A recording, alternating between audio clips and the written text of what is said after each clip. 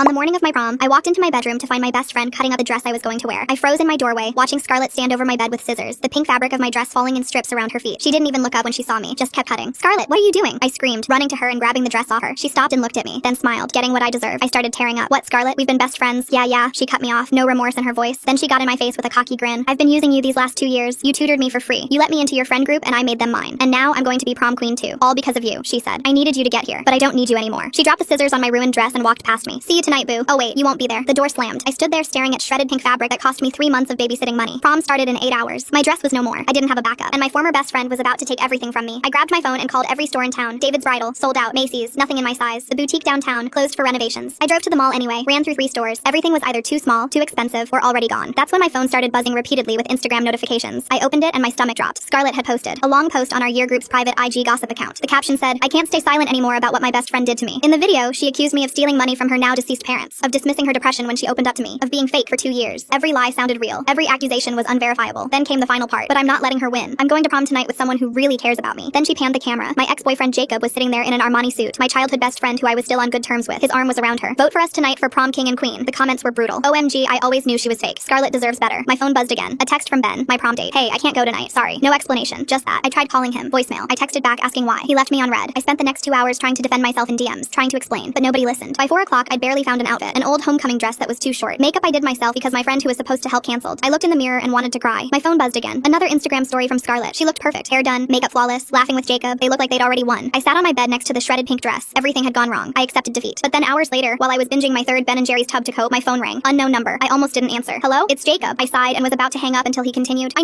know, but please come to the school. You have to see this." "Jacob, I'm not. Don't even dress up. Just come watch from outside, please." Something in his voice made me go. I drove to school and parked in the back lot. Minutes later, I saw the front doors open. Jacob walked out first, Scarlett behind him, wearing a prom queen sash and crown. People followed behind her, cheering. She was smiling, waving, perfect. Jacob looked at me across the parking lot. Then he did something strange. He held up his hand and made our old signal. 2 fingers crossed. The sign we used as kids when we were about to pull a prank. I looked up. On the school roof stood Roberta, my friend who always said Scarlett was fake. My friend who everyone called dramatic for not trusting her. Roberta held a massive bucket over the edge. Everything happened in slow motion. The bucket tipped, and suddenly, thick green slime poured out. It fell from 20 feet and hit Scarlett directly. The slime covered everything. Her hair, her dress, her crown. It dripped down her face and shoulders. Everyone went silent. Then Scarlett screamed. Her hands flew to her face. She tried to wipe the slime away, but it just spread. She looked around at everyone staring at her. Then she dropped to her knees right there on the concrete. "Who did this? Who did this?" Jacob stepped back. Someone in the crowd laughed. Then more people laughed. Phones came out. Everyone was suddenly recording. Scarlett was on her knees in a puddle of slime, having a meltdown in front of the entire senior class. Then my phone buzzed. A notification. Jacob had posted. I opened IG and saw he'd shared screenshots. Text messages between him and Scarlett. Her admitting she made everything up. Her planning to take me down. Then his caption. "Here's what actually happened. I had to go along with it to give you the slime." 4 hours later, my phone buzzed. A message from Scarlett. "Please help me. Everyone hates me. They're calling me Slimy Scarlett. I'm so sorry. Just please help." I sent her a link. Seconds later, 3 dots appeared. Then, "Did you seriously just rickroll me?"